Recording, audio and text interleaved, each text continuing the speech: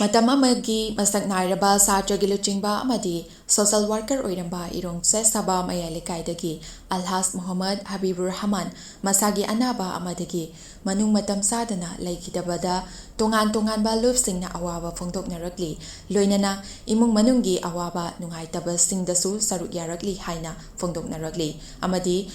Magna Hinglingai Matamda Tonganba extracurricular activities singi manungda magazine secretary oina Mayalambi College 1998 dagi 89 fawba Masatki member oina 1993 dagi 1999 amadi Damski founding president oirambaga loinana Damski thabak thoram singda 1998 dagi 2009 fawba sarugyaramki amadi patron member Ichal Express bilingual Delhi Imphal su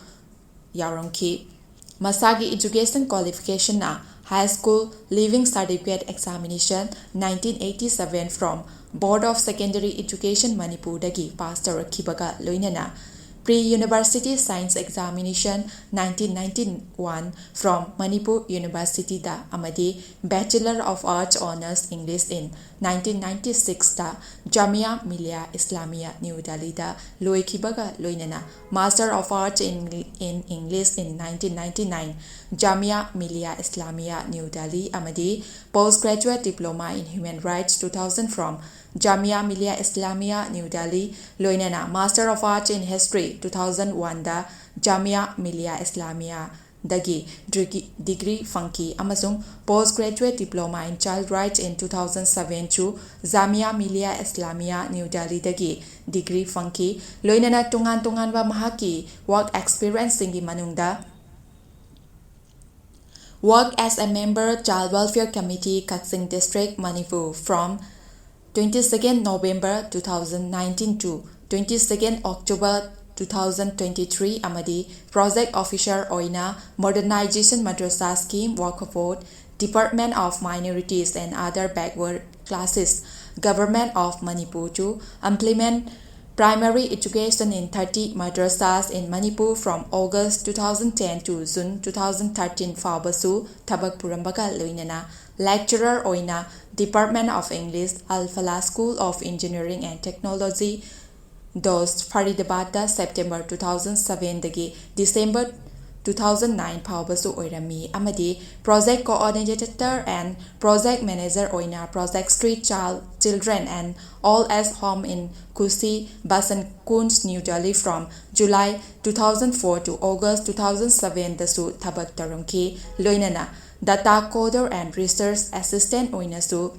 tonganba project trafficking of women and children dasu work taramki loinana GIS amadi e-governance Institute of Social Science Basan Kunz New Delhi dasu March 2003 dagi June 2004 fawbasu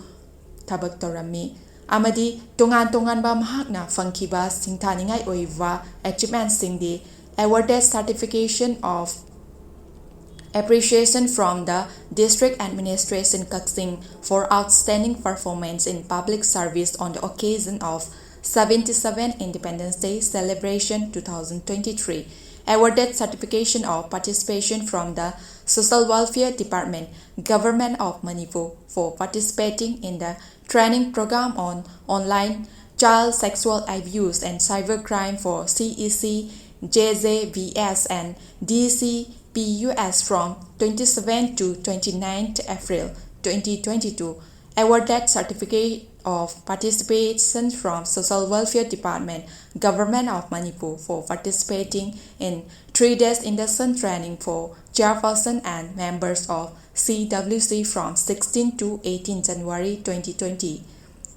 Participated in launch of training modules for children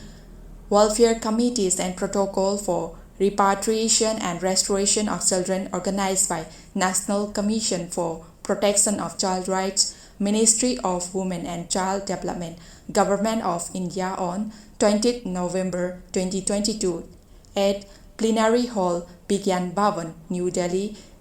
ni amadi mahaki apokpagi mingna late Muhammad Yaqub Ali ni amadi apokpagi mingna late Mistress Amirjan Begum loinana mahakasi ingkumjal ising amaga chamapan humdragi Marski tang amada pokibani amadi inau nauna mahak asi sitting member of Manipur Commission for Protection of Child Rights ki thausu pubirami haina makha tari.